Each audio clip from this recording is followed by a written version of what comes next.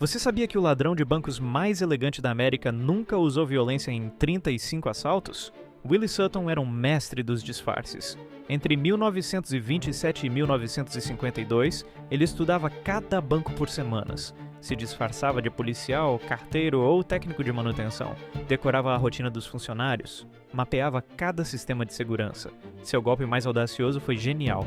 Sutton se vestiu de policial e acionou o alarme do banco de propósito.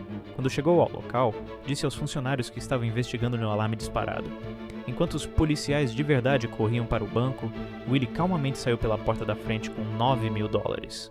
Ele escapou da prisão 3 vezes, uma delas usando uma pistola falsa feita de sabão e tinta de sapato. Em 1952, foi capturado após anos na lista dos 10 mais procurados do FBI. Quando perguntaram por que roubava bancos, ele supostamente respondeu: porque é lá que está o dinheiro. Embora Willie sempre negou ter dito isso,